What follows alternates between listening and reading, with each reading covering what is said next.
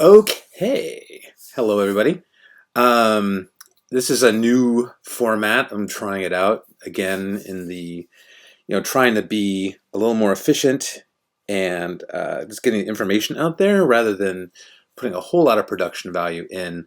I'm trying just a screen recording of this particular presentation. Um, so I hit on a lot of different things that people bring up.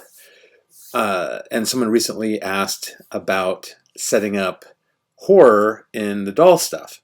Like, how do I go about it? What's my process? All that kind of stuff. And I thought, oh, that's a good idea. And please keep those ideas coming because it's super helpful. So I just put together some images. It's not a full-on presentation like I was going to do because that kind of time is very difficult for me. I'm actually doing this before walking the dog, eating a quick dinner, and going to my child's school for a parent night. So that's where I'm at.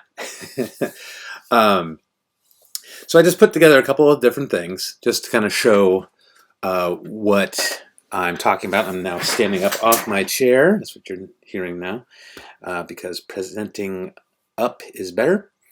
So I'm a big horror fan, a huge horror fan, and I incorporate a lot of the stuff I see within. And let me get an image up just so you're not just listening to me. I incorporate a lot of horror imagery and the like in my witch horror story, of course, but I thought I would just kind of go through and say where the information, where the inspiration comes from. There's a lot of different kind of shots that I have within my story, obviously, um, and it's like, where does that come from? Where do I kind of get these ideas from? A lot of it's just, I'm a storyteller. My nature is just storytelling. I've been on a couple different podcasts about horror and horror stories. I've had several horror stories on podcasts, which I'll link below if you're interested. And so, where does that come from? And I've been watching horror since I was a kid. I used to watch it with my mom.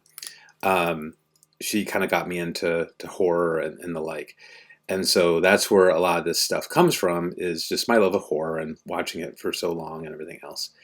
And so one of the things that I do when I'm, coming up with, these various shots and things, is I look at stuff that I like this, this particular one where, um, you know, Tanner and the folks go wandering the woods looking for a creature. And I'll put the link to this artist down. Really good, creepy 3D stuff. But it's coming up with these images and coming up with how to tell these stories is kind of a thing that I just kind of look toward old movies and things that I like, and it makes it a lot easier to come up with the shots. And so one of the things, like I have this Lizzie and the Ghost situation. So she's walking around all happy in the Moore estate. And she runs across this ghost. We get the reaction shot from her.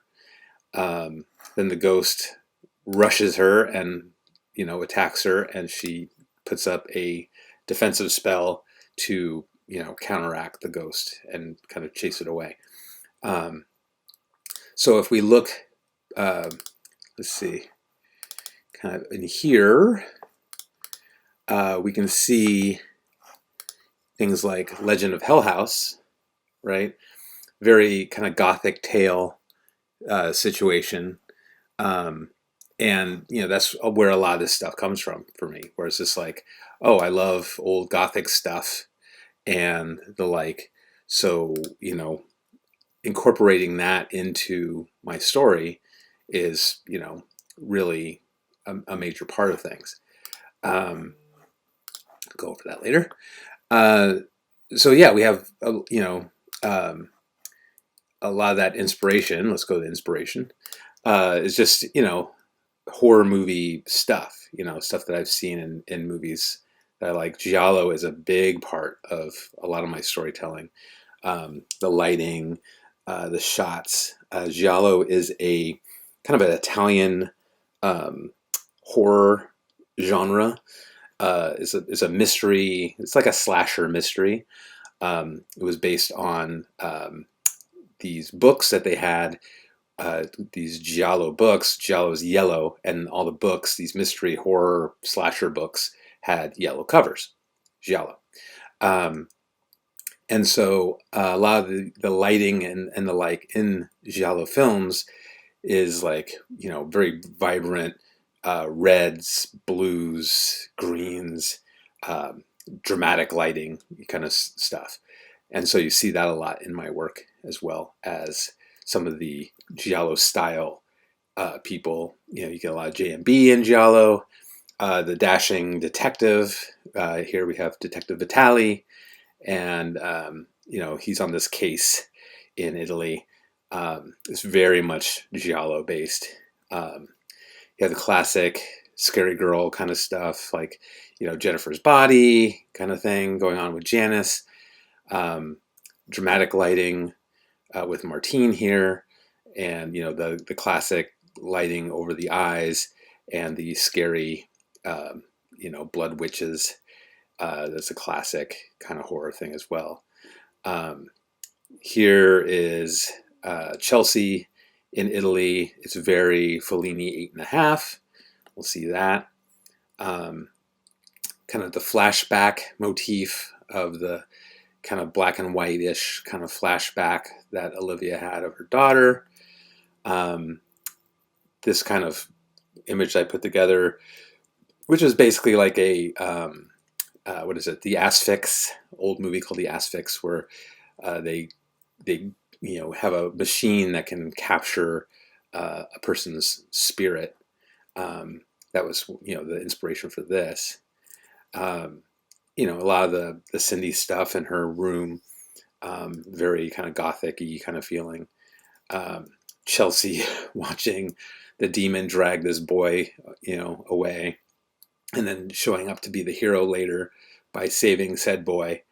Um, but all this was, Chelsea at this cool location that I found in Italy, this church that was built into a hill, and then that being this movie is, what is it? Oh, it's an old film. It's not very good at all, but I really liked this scene they had with these crosses with these demonic nuns tacked to them. So I totally ripped that off.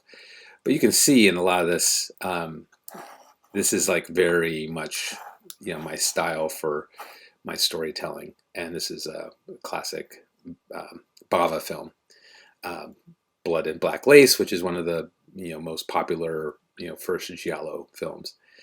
Um, so again, when I'm doing my storytelling, um, I'm really just riffing on stuff that I like, and so I have the biggies: Argento, Bava, Fellini, Jean Rollin, that I love, and they always kind of find their way into my stuff. So if you look at it, here's some Argento stuff. Very much like this is Suspiria. It's you get a lot of the reds and the blues and stuff. This kind of lighting I try to emulate all the time because I love it. It's very hard to shoot though. I noticed the iPhone, especially when you use blue, it really is angry. The blue really does something with the iPhone camera. I'm not really sure why.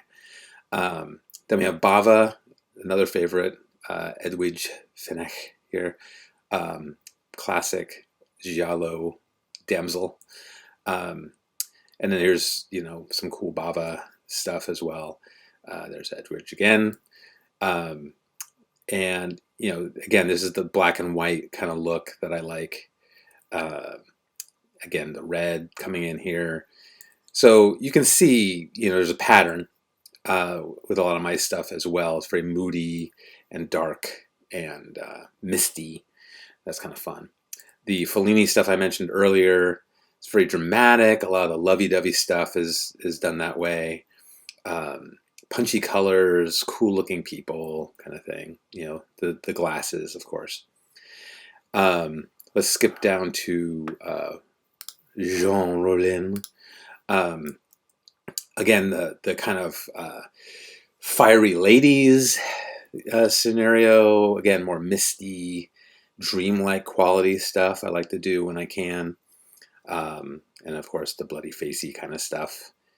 Cool locations, candles. Again, you see the red in here as well.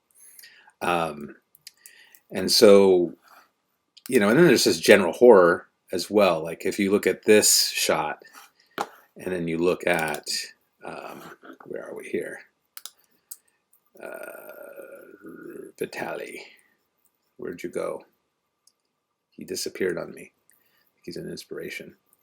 Boo, boo, boo, boo, boo. Bear with me. There he is. So you can see there's, you know, definite similarities between these guys. And, you know, the classic detective trench coaty kind of thing.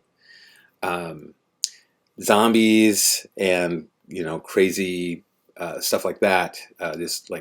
This cross in the floor. I believe that's the Beyond. Correct me if I'm wrong.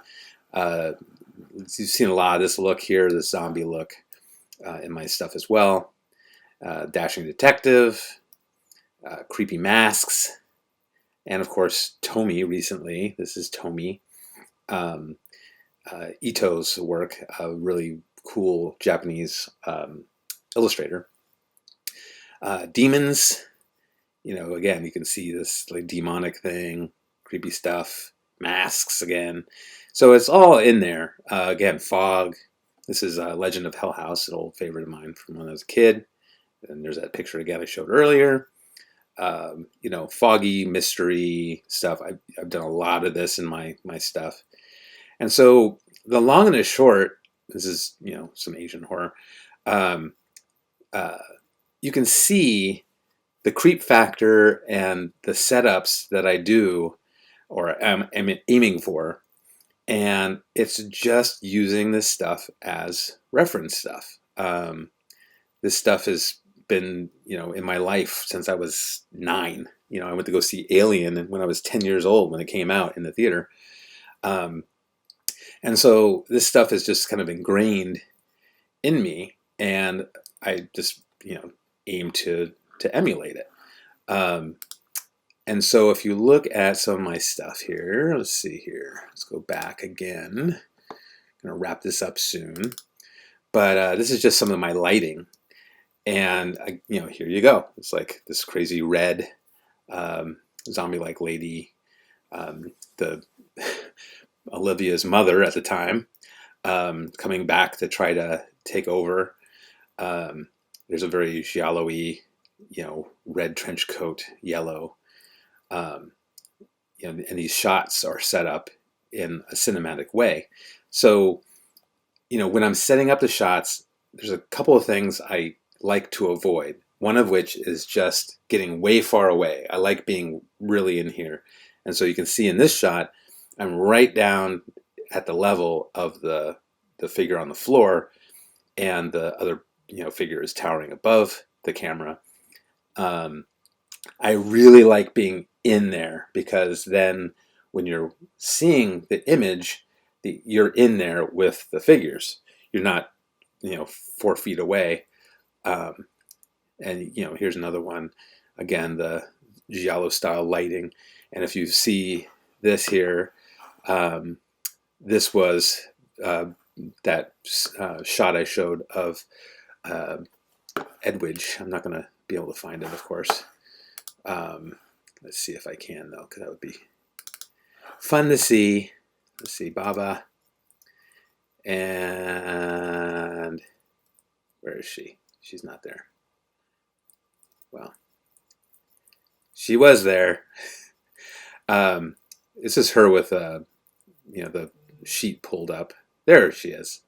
So you can see the similarity here. If we pull this one up, have that up, and we have this one up at the same time.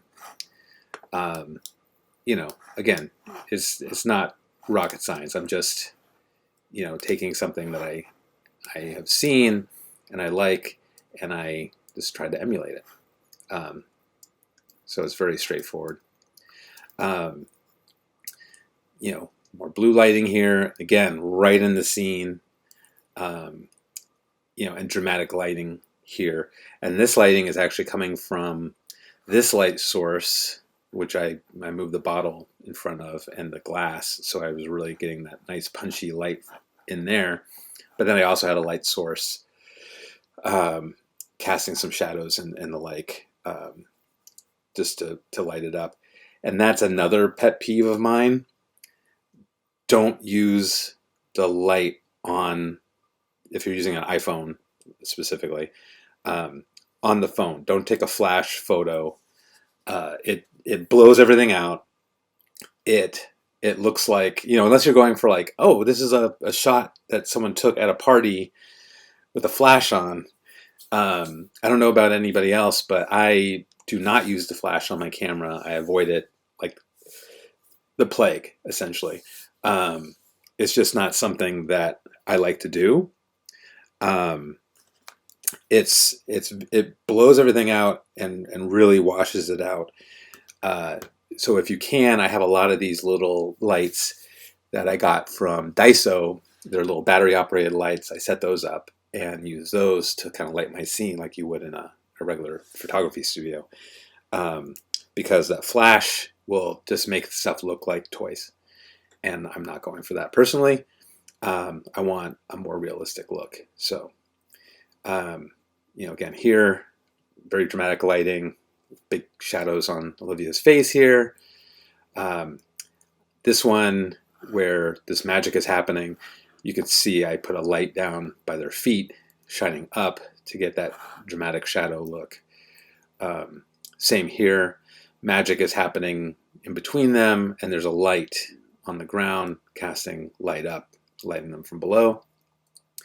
The blue light I talked about here, again, below them, lighting that. And the glow from the fireplace behind them, which is also red, which is very jello-y. And then this was one of my older shots where I was still playing around with this stuff. Again, the red light and the blue, you get this kind of cool red here on the figures, but then the shadows are nice and blue. That is practical. So I didn't do that in post in Photoshop, which you can do. There's nothing wrong with that. If you want to do that, you get more control over where your reds and blues and stuff are going.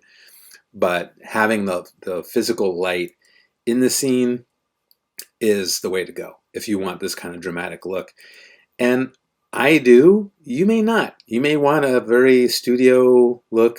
Not this dramatic. I don't do this dramatic lighting all the time. But I like this for my, again, this is specifically horror-based stuff. And in my horror, I like that, dramatic lighting, this kind of thing where I actually put the light, I lit them this normally, but then I actually went in and kind of burned in the light because this character is taking a photo with this flash camera that picks up spirit images. So in here, I actually went in Photoshop and made a layer of dark, like this dark area here and here, and then had another layer of light, and then I just maxed it so that it would light this side of their face, because it was very hard to get the light actually right here, because that's, it would be in front of this character. So that's the kind of minutia I really get into. But I guess that really covers the horror stuff. I a lot of it is I'm just emulating what I have seen in horror films. So it's very straightforward as far as how I do it, and it's that way. Like you can see here, it's this hard light on this side, shadow on this side. It's just like that image I just showed you, and that makes it a lot easier when you have that in your head, because every time you're shooting it, you shoot it that way. And so it's pretty straightforward as far as that goes. Um, I hope this was helpful. I I just kind of went through this. This is like a stream of consciousness thing. Again, I'm trying to keep it, um, you know, short, sweet, to the point. Um, but if you have any other questions about this, please let me know. I love talking about this stuff, and I kind of get to the point where I'm not even sure what I should and shouldn't talk about. This came through a while ago, came through before Christmas, I think, and I'm just getting around to it now that the hollow days are over. But I would love additional questions or comments, um, you know, things that you'd like to see more of or less of. Not to say that I'm actually, gonna just, oh, I'll do that right away. But that's what the Patreon is for. Once I get that fired up, but yeah, I want to help out where I can, and I love talking about taking shots and setting things up. So if you do have questions, let me know, because like I said, I love doing it, and um, I love helping out if people need help, because that's just the kind of guy I am.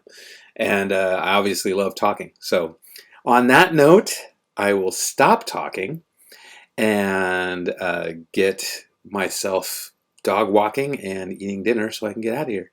Again, like, subscribe, pass me along to friends if you see, people who might benefit from this stuff.